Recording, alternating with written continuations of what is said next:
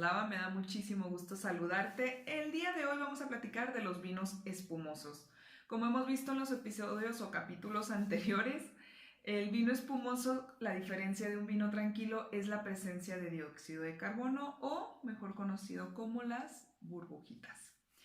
Existen muchísimos métodos, solo que me voy a enfocar en tres que son de los principales o de los que podemos encontrar cada vez más en el mercado. El primero es el método tradicional. El método tradicional es el método que se utiliza en la región de Champaña. Recuerda, cuando hablamos de Champaña estamos hablando de una región geográfica y de una denominación de origen. Bueno, en el caso del método tradicional, lo que se hace, empezamos con un vino base, que es un vino tranquilo. Puede ser una combinación de vinos blancos, que es el caso de Blanc de Blancs, o una combinación de vino blanco elaborado a partir de uva tinta, Blanc de Noir, perdón por mi francés. Entonces, empezamos con este vino base, con una mezcla. Después de este vino base, lo que se hace, se añade un licor de tiraje, que es una mezcla de vino, azúcar y levaduras para una segunda fermentación.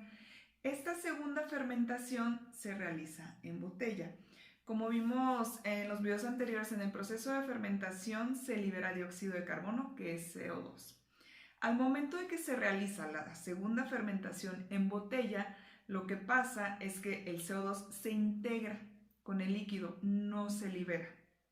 Esto es lo que hace más adelante cuando descorchemos la presencia de burbuja. Entonces se queda precisamente en la botella el CO2 durante el proceso de esta segunda fermentación. Después pasa por un periodo de reposo en donde las botellas se tienen que inclinar, se tienen que almacenar inclinadas a 45 grados.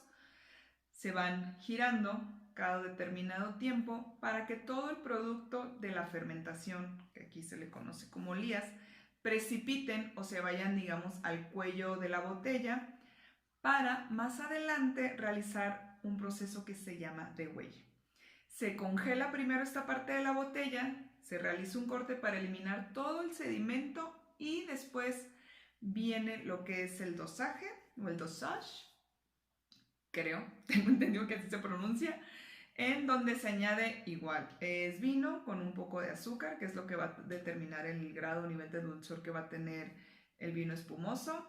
Se pone el corcho y lo que viene siendo la jaula o lo que mantiene el corcho en la botella. Si nosotros vemos un corcho de un vino tranquilo y de un vino espumoso elaborado por método tradicional, vamos a ver que uno tiene forma de champiñón. Este corcho, digamos, cuando se pone en la botella, tiene la forma de un corcho normal.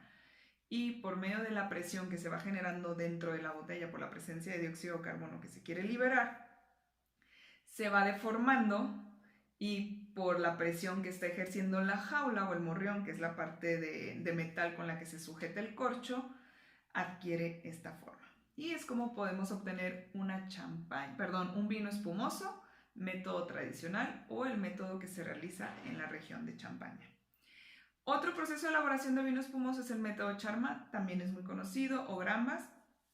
En este caso, el proceso empezamos igual, un vino base, y en este caso la segunda fermentación se realiza en tanque, cuidando obviamente el control de la presión, pasa por un proceso de filtrado, pasa al embotellado y después ya se embotella.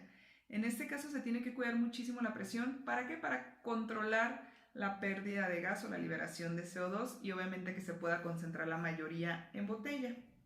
Y el tercer método, que también es uno de los más consumidos, se podría decir, es el proceso de gasificación. Se empieza igual con un vino tranquilo y en este caso lo que se hace no pasa por una segunda fermentación.